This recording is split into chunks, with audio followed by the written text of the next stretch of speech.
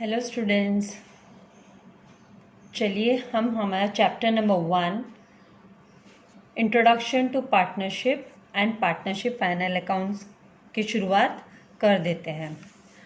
Chapter 1 आपके 12th के new syllabus में आपका फर्स्ट चैप्टर है इंट्रोडक्शन टू पार्टनरशिप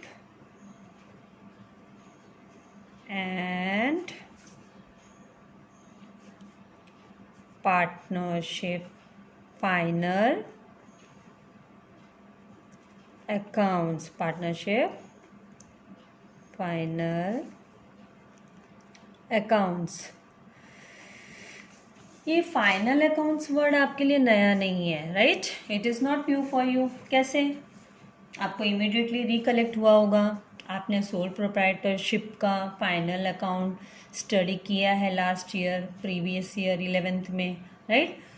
तो अब हम इस साल पार्टनरशिप फाइनल अकाउंट सीखेंगे। मैं इससे पहले कि मैं पार्टनरशिप पे आपको डिटेल में बताऊं, छोटा सा रिकॉल हम हमारे सोल प्रोप्राइटरशिप का कर लेते हैं। सोल प्रोप्राइटरशिप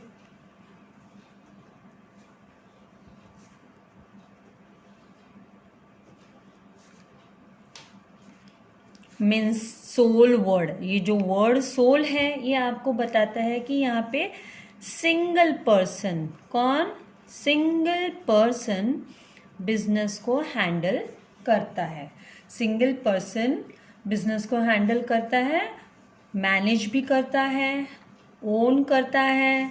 सिंगल पर्सन है जो अकेला, ऑल अलोन, वो कैपिटल भी लाता है, वो उसकी खुद की अकेले की सारे लायबिलिटीज़ होते हैं। उसकी स्टेबिलिटी ये है कि अगर उसको बिजनेस को एक्सपैंड करना है, क्या करना है? If he will to expand the business, तो उसके लिए उसको बहुत सारे ड्रॉबैक्स फेस करने पड़ेंगे। क्यों? क्योंकि उसके पास लिमिटेड कैपिटल होता है। लिमिटेड कैपिटल कितना लेगा? ले दे के कितना उधार लेगा, लोन लेगा, कितना पैसा अपने पास से निकालेगा वो अकेला। फिर बड़े बिजनेस के लिए उसकी जो लायबिलिटीज़ है वो भी अनलिमिटेड लायबिलिटीज़ हो जाएंगी। उसकी लायबिलिटीज़ भी क्या हो जाएगी? अनलिमिटेड हो जाएगी। अनलिमिटेड लायबिलिटीज़ हो जाएगी। अकेला कितना बर्डन बर्दाश्त करेगा, राइट? फिर उसमें एब्सेंस ऑफ स्पेशलाइजेशन हो जाएगा, क्योंकि जरूरी नहीं है कि एक बंदा है तो उसमें सारे के सारे स्किल्स हो, सारी स्पेशलिटीज़ हो, राइट?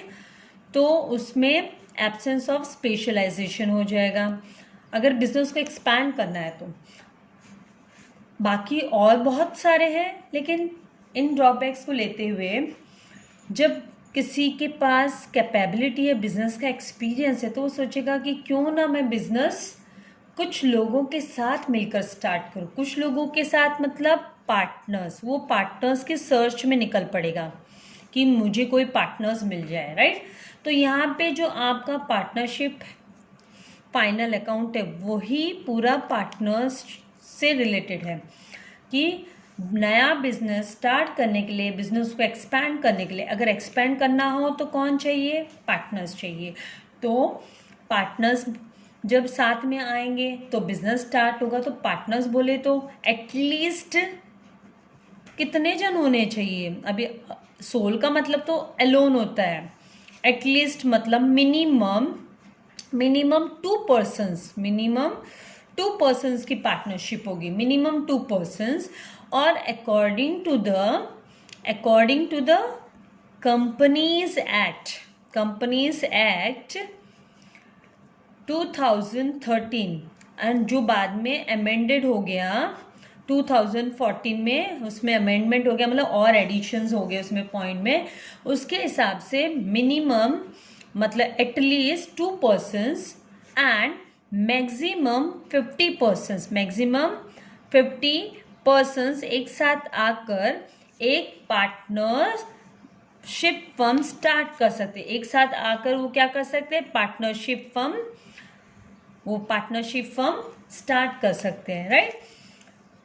अब ये सारी चीज़ों को लेते हुए सोल प्रोप्राइटर जब पार्टनरशिप फर्म तक पहुंचेगा तो वहाँ पे बहुत सारे क्लोजर्स होंगे, बहुत सारे रूल्स फॉलो करने होंगे, उनको एक अग्रीमेंट तैयार करना होगा। जब सिंगल पर्सन है तो उसको किसी को कुछ मतलब उसको कंफर्मेशन देने की ज़रूरत नहीं रहती है कि भाई प्रॉफिट होगा तो कितना है ना, किसको मिलेगा, लॉस होगा तो कौन कितना शेयर करेगा, राइट। लेकिन जहाँ पे पार्टनर्स आ गया, जब बात पार्टनर्स की आ जाती है तो शेयरिंग की भी बात आ जाती है, राइट। मतलब यहाँ पे शेयरिंग भी होगा, पार्टनर्स में शेयरिंग, पार्टनर्स जहाँ पे बात आ गई तो वहाँ पे शेयरिंग होगी।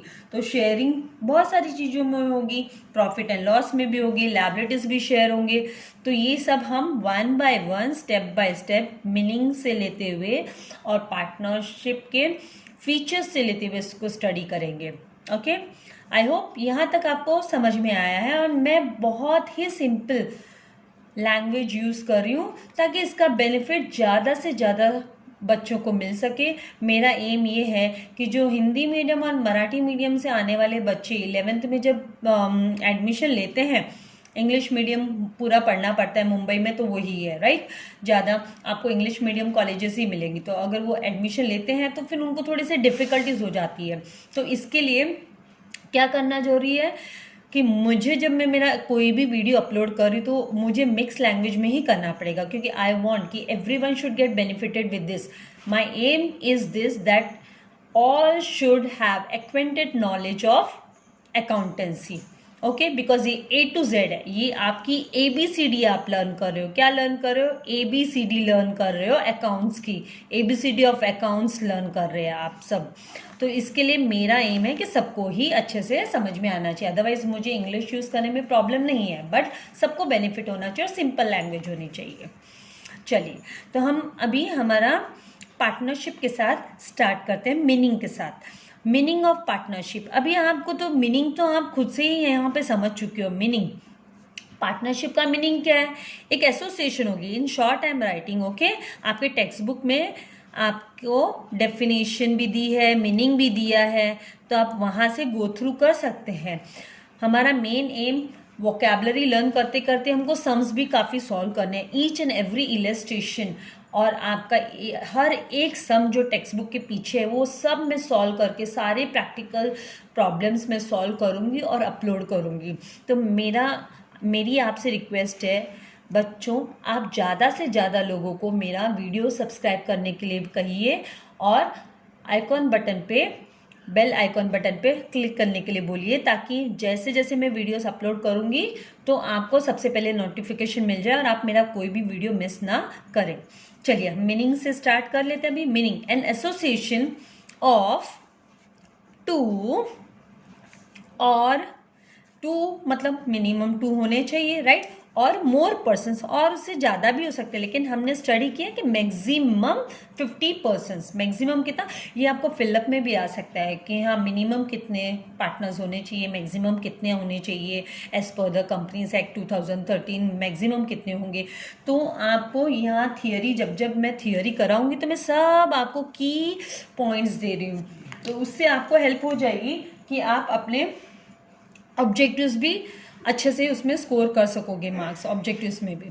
Okay, so let's, N association of, meaning को हम कंटिन्यू करते हैं। एन एसोसिएशन ऑफ 2 और मोर पर्सन्स, 2 और 2 से ज़्यादा पर्सन्स की एसोसिएशन होगी, जो क्या करेंगे, वो एक कॉन्ट्रैक्ट साइन करेंगे। They will come into the contract, they will sign a contract, एक मतलब अग्रीमेंट तैयार करेंगे अपना, बिकॉज वो अग्री कर रहे हैं बिजनेस में एक साथ काम करने के लिए, तो एक एग्रीमेंट प्रिपेयर करेंगे। अब उसके साथ साथ उनको क्या करना पड़ेगा, कंट्रीब्यूशन करना पड़ेगा। कंट्रीब्यूशन किस चीज़ का?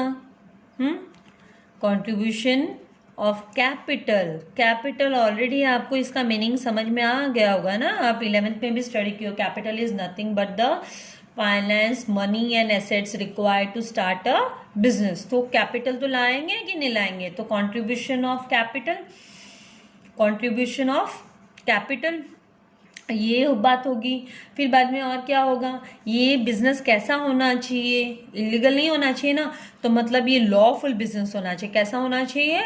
लॉफुल बिजनेस एक्टिविटी होनी चाहिए। अभी ये गवर्नमेंट के रूल के हिसाब से ही चलेगा ना, आप हर कोई बिजनेस नहीं स्टार्ट कर सकते हो। As per the government it should be the lawful business, right, it should not harm to the society, right.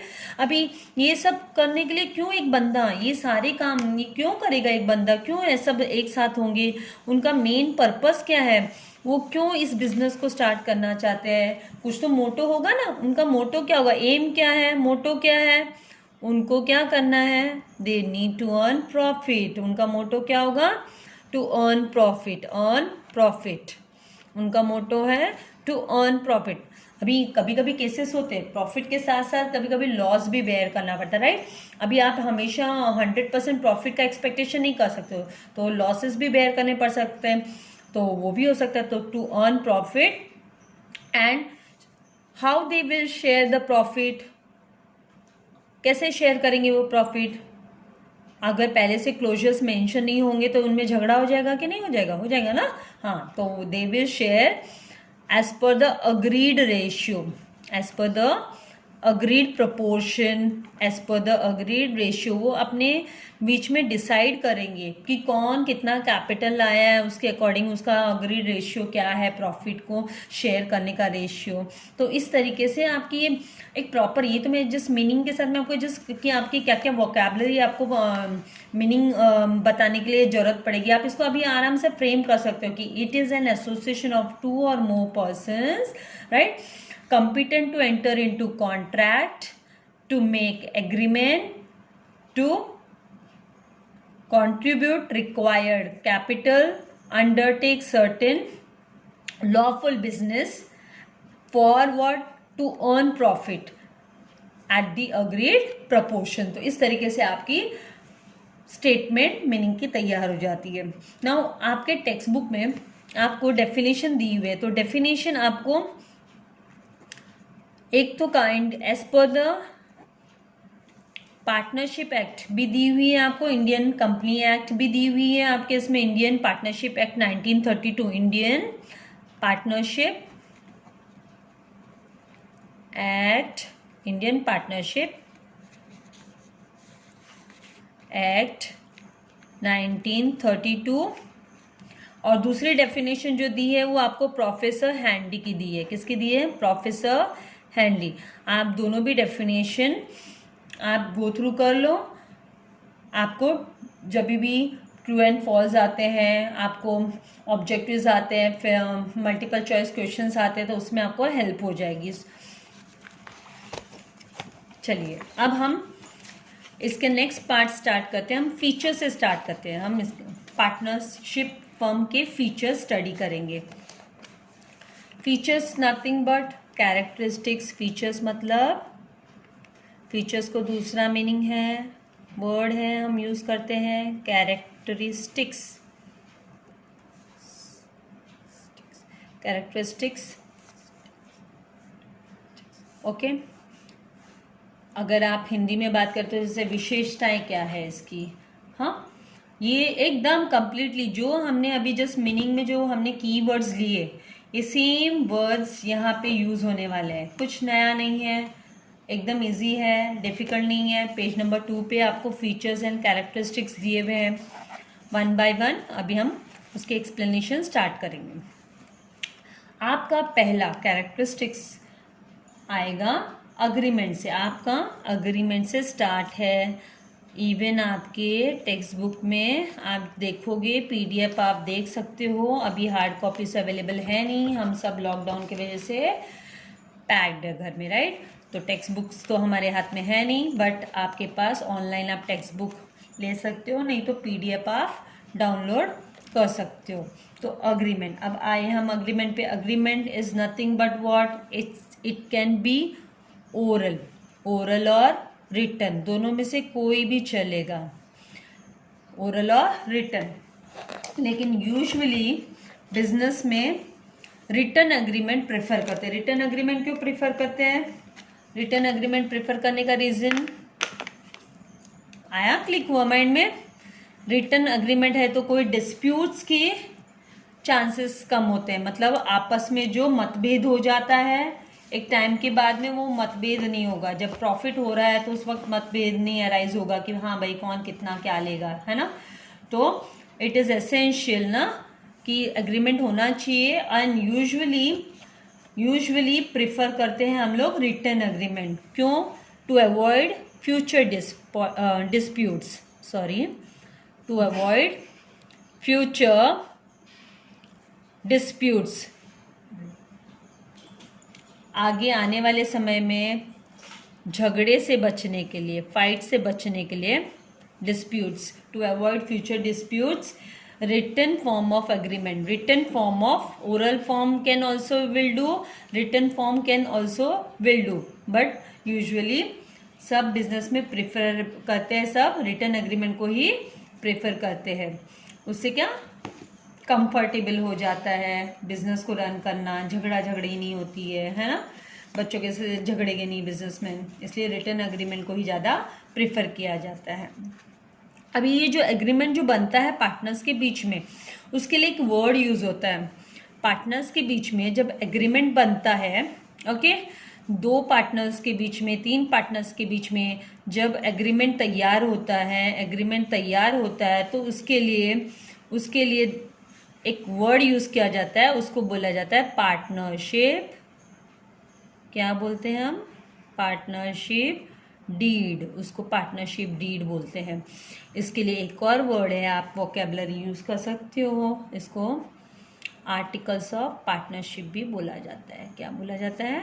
Articles of partnership. ये वाला वर्ड आपके टेक्स्ट बुक में नहीं है। आर्टिकल्स ऑफ पार्टनरशिप भी इसको बोला जाता है। ये प्रूफ होता है लॉ के सामने, कोर्ट के सामने कभी झगड़ा हुआ, डिस्प्यूट हुआ तो आप इसको शो कर सकते हो, आपके पास एविडेंस हो गया, प्रूफ हो गया, right.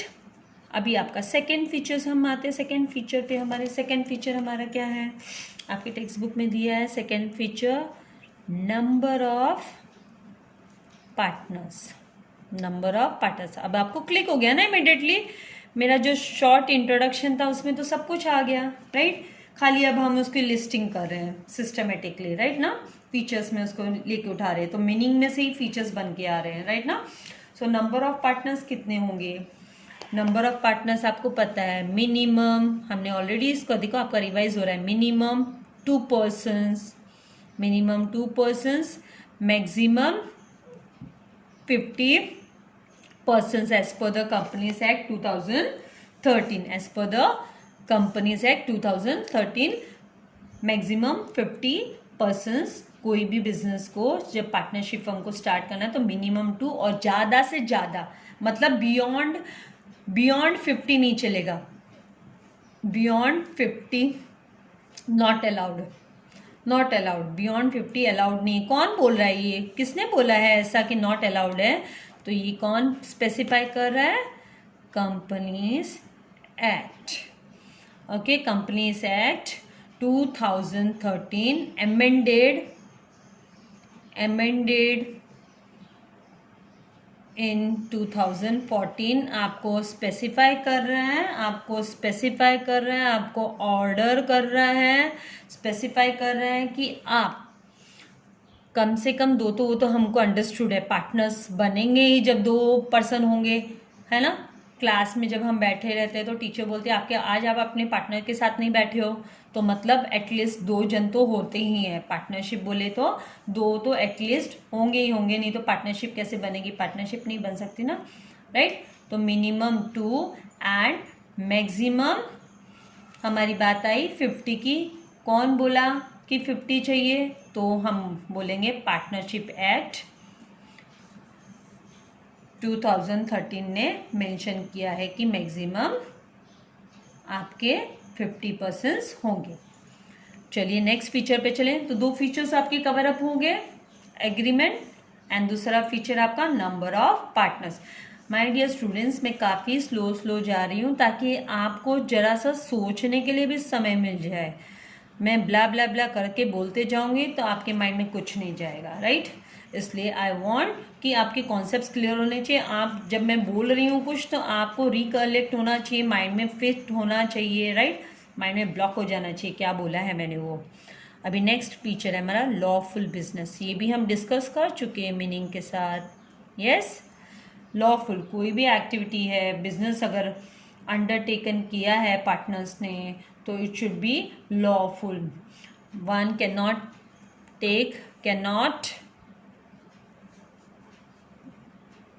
start with any illegal business, cannot start illegal business। इसमें कंपल्सरीली गवर्नमेंट ने परमिशन दिया रहना चाहिए, government permission is needed for any business, तो लॉफुल बिजनेस होना चाहिए, राइट। इलीगल बिजनेस नहीं चलेगा, नॉट अलाउड है, ये नहीं अलाउड है, आप इलीगल बिजनेस रन नहीं कर सकते, राइट। नेक्स्ट हम आएंगे फोर्थ हमारा शेयरिंग ऑफ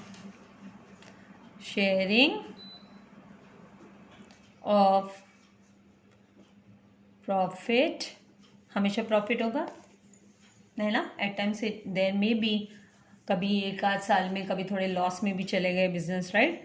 तो एंड लॉसेस, तो नेक्स्ट जो आपका फीचर है वो क्या, प्रॉफिट एंड लॉसेस। अभी प्रॉफिट एंड लॉसेस कैसे वो लोग शेयर करेंगे, एग्रीमेंट बना है ना, रिटन एग्रीमेंट में वो लोग मेंशन करेंगे, क्या मेंशन करेंगे, तो हाँ कैसे मेंशन करेंगे, रेशियो पढ़ा है सबने, 10th में पढ़ा है, राइट। इसका मतलब फ्रैक्शंस, टुकड़े होंगे उनके बीच में, जितने पार्टनर्स हैं प्रॉफिट उस तरीके से शेयर होगा। लेकिन अगर कुछ भी नहीं दिया है तो साइलेंट है क्वेश्चन, तो इक्वली शेयर करते हैं। तो हम अग्रीड प्रपोर्शन, कैसे वो लोग शेयर करेंगे, अग्रीड प्रपोर्शन में, अग्रीड रेशियो में। ये अग्रीड कहाँ होगा, अभी अग्रीड की बात आई तो एग्रीमेंट में मेंशन होगा, इसका मतलब अग्रीड प्रपोर्शन। अब यहाँ पे मैं आपको एक छोटा सा एग्जाम्पल देती हूँ, एग्रीड प्रपोर्शन एग्जाम्पल समझ लीजिए। 2 पर्सन है, person 1 okay and person 2, 2 partners है, ठीक है। उन्होंने अग्री किया कि भाई तुमने जो कैपिटल लाया उसके अकॉर्डिंग तुमको 3 पार्ट्स मिलेंगे जो भी प्रॉफिट है, और तुमने जो कैपिटल लाया उसमें आपको 2 पार्ट्स मिलेंगे प्रॉफिट के। तो ये रेशियो बना 3:2 का, सॉरी 3:2 का रेशियो तैयार हुआ। ये रेशियो कितने का तैयार हुआ, ये रेशियो 3:2 का रेडी हुआ रेशियो। तो जब भी सपोज आपको 10,000 का प्रॉफिट मिल रहा है, बिजनेस को ईयर एंड होते होते फाइनल अकाउंट प्रिपेयर किया, लास्ट में सब ले दे के है ना 10,000 बच गए, 10,000 प्रॉफिट है, क्या है 10,000 का प्रॉफिट है। तो ये जो 10,000 का प्रॉफिट है, पर्सन 1 इसको मैं ए नाम दे देती हूँ, इसको बी नाम दे देती हूँ। तो ए को कितना मिलेगा और बी को कितना मिलेगा प्रॉफिट, तो वो जब रेशियो शेयर करेंगे, वो रेशियो में शेयर करेंगे, उनका रेशियो 3 का है। तो मतलब 10,000 को आप मल्टीप्लाई करोगे, 10,000 को आप मल्टीप्लाई करोगे 3 से, ए के लिए, क्योंकि ए का रेशियो क्या है 3 है, राइट। 3 पार्ट्स ए लेने वाला है, कितने पार्ट्स लेने वाला है, टोटल 5 पार्ट्स होंगे। कितने पार्ट्स होंगे टोटल, 5 कैसे हुआ टीचर, 5 कहाँ से आया, माइंड में आ रहा है, 3 + 2 टोटल 5 पार्ट्स हो गए ना। 3 टुकड़े ये लेने वाला है तो 2 टुकड़े ये ले रहा है, तो टोटल मतलब 5 पार्ट होंगे, उसमें से इक्वली 5 पार्ट होंगे, तो 5 में से 3 इक्वल टुकड़े ये लेगा, ए लेगा। आप जब कैलकुलेट करोगे 5 1 ज़ा 5, 5 2 ज़ा 10, तो मतलब 2000 मल्टीप्लाई बाय 3 किया तो 6000, तो ए को कितना मिलेगा 6000 मिलेगा। अभी हम आते हैं बी के पास। अभी यहाँ पे अगर आप चाहो तो कैलकुलेट कर लो, नहीं तो माइनस करके कर लो। अब आप कैलकुलेट अगर करते हो तो 10,000 मल्टीप्लाई बाय बी का शेयर कितना है 2, तो 2/5, तो इज इक्वल्स टू 5 1 ज़ा 5। ये तो आपको अगर ऊपर से भी आप ले सकते हैं कि 5 2 ज़ा 10, तो 2000 मल्टीप्लाई बाय 2 4000, मतलब बी को कितना मिलेगा, बी विल गेट 4,000 रुपीज। तो यहाँ पे 10,000 को 3:2 के रेशियो में डिवाइड हो गया। आप अभी अगर वापस बैक देखते हो तो ये आपका 6,000, राइट। इसको आप जब रेशियो में कन्वर्ट करते हो तो आपको वापस 3:2 मिल जाता है। 30 इक्वल इसलिए कैंसिल हो गए। अभी 6:4 है। अब इसको और रिड्यूस फॉर्म किया, ये सब हमने स्टडी किया है, आपने सबने स्टडी किया है, आपको 6th स्टैंडर्ड में भी था ये 3:2, राइट।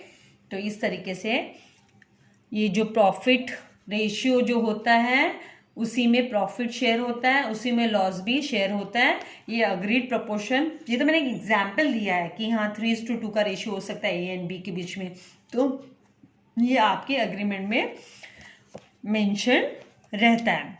अगर इन केस ये अग्रीड प्रपोर्शन मेंशन नहीं है, ये क्वेश्चन में मेंशन नहीं है, तो उस केस में क्या करेंगे? When not mentioned, agreed proportion not mentioned in the question, तो ये केस में कैसे झगड़ा करेंगे क्या? नहीं ना, तो क्या करेंगे? It will be shared equally, straight away सबके बीच में इक्वली शेयर हो जाएगा। यहीं पे यही आप अगर एग्जाम्पल ले ले तो ए एंड बी ने बिजनेस स्टार्ट किया और उन्होंने एग्रीमेंट बनाया, लेकिन एग्रीमेंट में ना उन्होंने रेशियो मेंशन नहीं किया कि कौन से रेशियो में वो प्रॉफिट एंड लॉस डिस्ट्रीब्यूट करेंगे, राइट?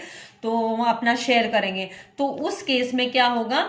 ये इक्वली शेयर कर लेंगे। ये जो 10,000 का मैंने एग्जाम्पल दिया, आप देखो 10,000 प्रॉफिट समझो उन्होंने अर्न किया, तो यही उनका क्या हो जाएगा? इक्वल शेयर करना, मतलब दोनों 5-5 हजार आपस में बांट लेंगे, दोनों 5-5 हजार आपस में बांट लेंगे, दोनों भी 5-5 हजार आपस में बांट लेंगे, तो इसको बोलते हैं इक्वली शेयर करना।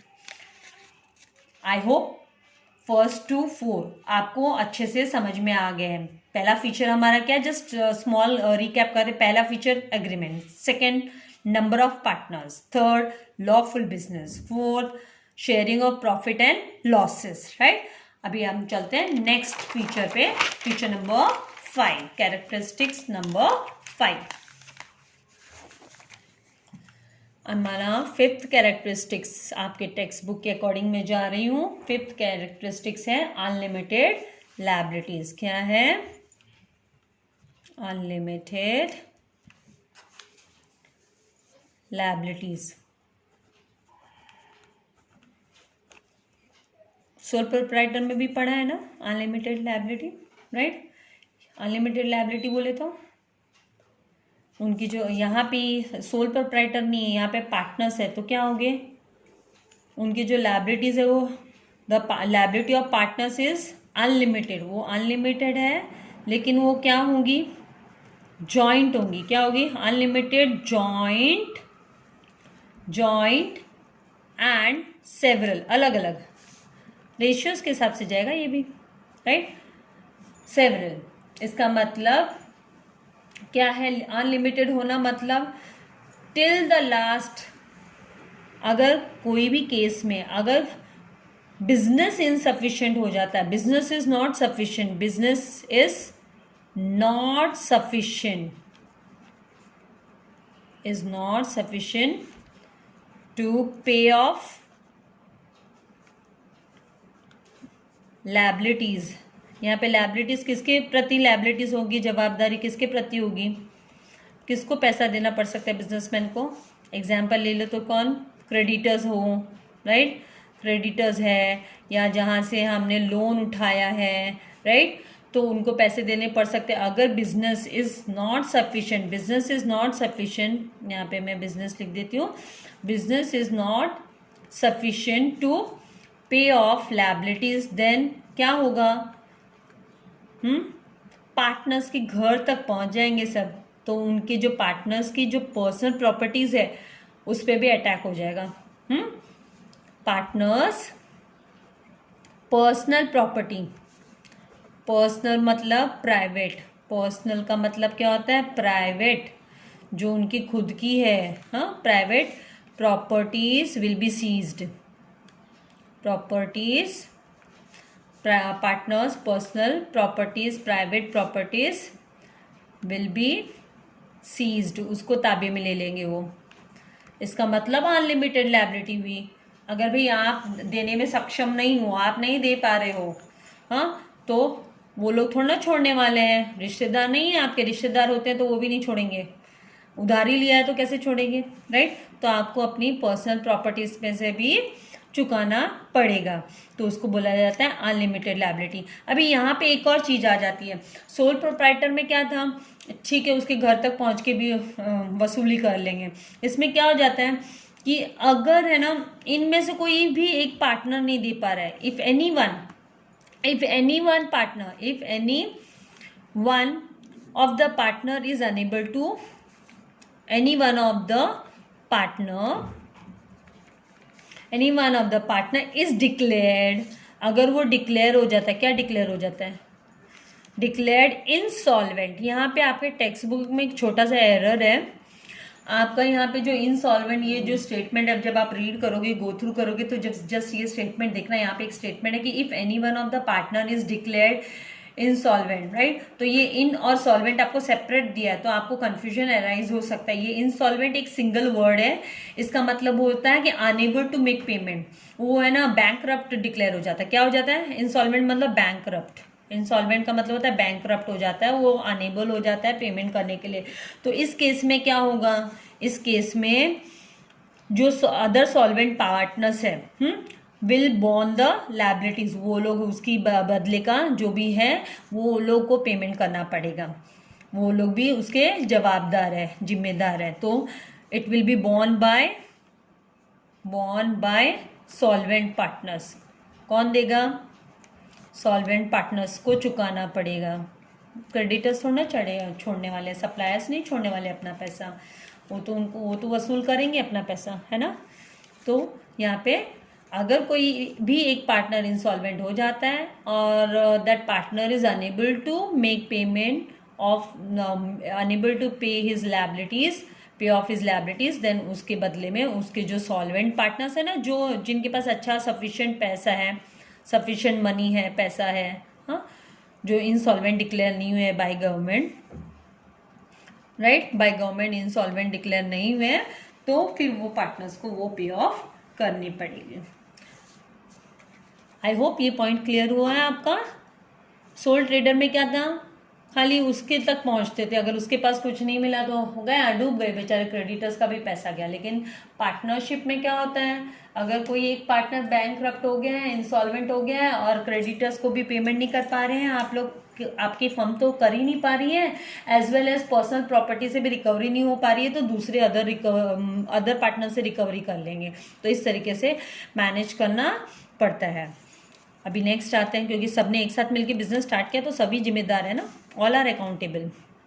6th पॉइंट आपका है रजिस्ट्रेशन। अब आते हैं हम रजिस्ट्रेशन पे। आप स्कूल में, कॉलेज में एडमिशन लियो और कॉलेज में आपने एडमिशन लिया, आपको भी रजिस्टर किया गया ना। कैसे रजिस्टर किया गया, आपका नेम ऐड हुआ ना रजिस्टर में, आप कौन से डिवीजन में हो, कहाँ हो, राइट। सेम वे फर्म्स का भी नेम ऐड करना पड़ता है, रजिस्टर करना पड़ता है, name has to be given. कहाँ पे देंगे, ये कहाँ पे देंगे, तो ये रजिस्ट्रार ऑफिस में। कहाँ पे, रजिस्ट्रार के पास। ये कहाँ पे अपना रजिस्ट्री करवाएंगे, रजिस्ट्री करवाना, अपना नाम करवाना, अपनी नोंदनी करवाना, हाँ, अपना दाखिला करवाएंगे ना फॉर्म भी, तो वो कहाँ पे करवाएंगे, रजिस्ट्रार में। तो रजिस्ट्रार के पास जाके उनको अपने एग्रीमेंट कॉपी और अपने बिजनेस को कब से वो स्टार्ट कर रहे हैं, ग्रीन सिग्नल मिलेगा तब वो स्टार्ट करेंगे, राइट। तो ये जो रजिस्ट्रेशन है ये ऑप्शनल है, आपको करवाना है तो करवाओ, नहीं करवाना है तो मत कराओ। लेकिन एक कंडीशन है, कंडीशन क्या है, अगर किसी को आइडिया हो, क्या, एक्सेप्ट इन महाराष्ट्र। अरे भाई हम तो महाराष्ट्र में ही रहते हैं, मतलब हमारे लिए नहीं है ना। अगर हमने बिज़नेस स्टार्ट किया, कोई बिज़नेस स्टार्ट किया, तो पार्टनरशिप बिज़नेस स्टार्ट कर रहे हैं, फर्म स्टार्ट कर रहे हैं, तो हमको तो रजिस्ट्रेशन करवाना कंपल्सरी है। एक्सेप्ट इन महाराष्ट्र मतलब ऑप्शनल है, लेकिन कहाँ ऑप्शनल है, एक्सेप्ट इन महाराष्ट्र मतलब इसका मतलब कंपल्सरी इन महाराष्ट्र। अगर आप महाराष्ट्र स्टेट से ताल्लुक़ रखते हो और वहाँ बिजनेस स्टार्ट करते हो, कंपल्सरी है आपको रजिस्ट्रेशन करवाना महाराष्ट्र में। आप नहीं बच सकते रजिस्ट्रेशन से। कुछ नहीं है रजिस्ट्रेशन में, क्या होता है, खाली आपको क्या करना होता है, कॉपी देनी होती है एग्रीमेंट की, आप कौन सा बिजनेस स्टार्ट कर रहे हो, वहाँ से आपको ग्रीन सिग्नल लेना होता है, राइट। या वैसे तो प्रोसेस सही है, आपका एग्जिस्टेंस है कि नहीं है। Why you need to register your business? It gives you the existence कि business मार्केट में है कि नहीं है, एग्जिस्टेंस के लिए, राइट। It certifies you कि कि हाँ ये पर्सन बंदा यहाँ यहाँ एड्रेस वगैरह इसके बारे में हम डिटेल में पढ़ेंगे कि कहाँ पे क्या कब रजिस्ट्रेशन इसलिए कभी इफेक्ट में आया। तो ये इफेक्ट में आया आपका 1 अप्रैल 2005 में, 1 अप्रैल 2005 से इफेक्ट में आया, came into the effect. Okay, तो 2005 से इफेक्ट में आया।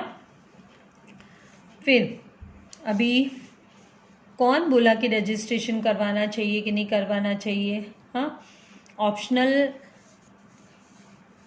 है, पता है ये ऑप्शनल है कि नहीं, ये भी किसने बताया? तो ये Indian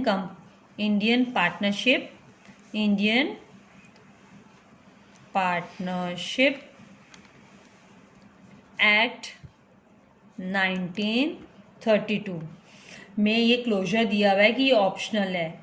if you want you can register, if you don't want you leave it. But as we have studied just now we talked about it that except in Maharashtra it is optional. मतलब महाराष्ट्र के बाहर अगर कोई भी state में business run करना चाहते हो, पार्टनरशिप फर्म स्टार्ट करना चाहते हो, तो वहाँ पे आपको रजिस्ट्रेशन कंपलसरी नहीं है। अभी नेक्स्ट आते हैं हम। यहाँ तक आई होप आप सबको कॉन्सेप्ट्स क्लियर हो गए हैं। मैं ज़्यादा से ज़्यादा कोशिश करूँ कि सिंपल से सिंपल लैंग्वेज यूज़ करूँ, कर भी रही हूँ, राइट। Next 7 now. फिर भी कोई डाउट होंगे तो आप मुझे कमेंट बॉक्स में जाके टेक्स्ट कर सकते हो। आप कैसा चाहते हो, क्या आपको किस तरीके से एक्सप्लेनेशन चाहिए, थोड़ा आप अपना सजेशन भी डाल सकते हो। अगर मुझे लगा कि हाँ मुझे ऐसे चेंजेस लाना चाहिए तो definitely I will try to bring it. Now joint ownership and management, 7 point हमारा जॉइंट ओनरशिप एंड मैनेजमेंट, इसके बारे में भी हम डिस्कस कर चुके हैं कि है ना। स्टार्टिंग में जब इंट्रोडक्शन हो रहा था तो जॉइंट ओनरशिप तो सीधी सी बात है, सोल प्रोप्राइटर में तो अकेला सोल ओनर होता है, राइट। जब पार्टनरशिप की बात आ गई, 2-3 बंदे एक साथ मिलकर बिजनेस स्टार्ट कर रहे हैं तो ईच पार्टनर जॉइंट ओनरशिप हो गई ना उसकी, ईच पार्टनर इज ओनर, सबके सब क्या है, ओनर हो गए। Each partner is owner and each partner have equal right. हर एक पार्टनर को सीधी सी बात है इक्वल राइट है, equal right in managing the business. हर एक पार्टनर को बिजनेस को मैनेज करने के लिए एंड उसका ओनरशिप सबके पास होता है, सब इक्वली रेस्पॉन्सिबल है। They are jointly responsible for the business activity, jointly responsible for business, right। तो यहाँ तक हमारे 7 पॉइंट्स कवर अप हो गए। अभी हम last but not least, but हमारे टेक्स्ट बुक के हिसाब से 8 फीचर्स हमारे कवर अप हो जाएंगे। हमारा लास्ट पॉइंट है अभी पॉइंट नंबर 8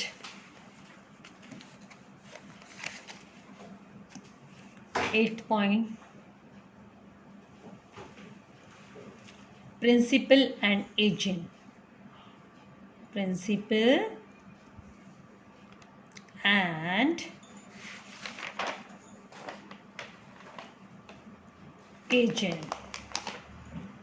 अभी यहाँ पे प्रिंसिपल एंड एजेंट क्यों बोला है? सारे के सारे पार्टनर आउटसाइडर्स के लिए क्या होंगे? आउटसाइडर्स के लिए प्रिंसिपल होंगे। For outsiders all will be the principal, सबके सब बॉस है। बाहर वालों के लिए सबके सब क्या है? बॉस है। सब एक दूसरे के लिए एजेंट है। For each other they are for each other. अब यहाँ पे ये नहीं चलेगा ना, हे मैं बॉस हूँ, सुनेगा क्या कोई? बोलेगा ये मैं भी इक्वल का बॉस हूँ, right. So for each other they are agent and for the outsider they all are what? They all are principal, तो इस तरीके से आपका, बिकॉज यहाँ पे 2 फोल्ड्स ऑफ कैपेसिटी हो जाती है। वो लोग डबल एक तरीके से उनका डबल कैपेसिटी हो जाता है कि हर एक पार्टनर प्रिंसिपल होगा और हर एक पार्टनर एजेंट भी होगा। तो प्रिंसिपल किसके लिए होगा? बाहर वाले के लिए। प्रिंसिपल मतलब head of the business, right. तो बाहर वालों के लिए वो हेड ऑफ द बिजनेस है और वो एक दूसरे के लिए for each other they are agent, right. क्योंकि आपस में वो नहीं बोल सकते अरे मैं बिजनेस का बॉस हूँ, नहीं चलेगा ना। Also this way I have covered up your first to 8 features of partnership, right? And we have today covered up with the meaning of the partnership firm. Now the definition. I request you, my dear students, you just go through from the textbook. If you need the explanation, then in my next video definitely I'll give you explanation. But I know this is very easy. Even if you will read on your own, you can do it well. Thank you for watching my video. If you liked it, then please do subscribe it and don't forget to press the bell button so the next notification you will get easily. Thank you very much. God bless you all.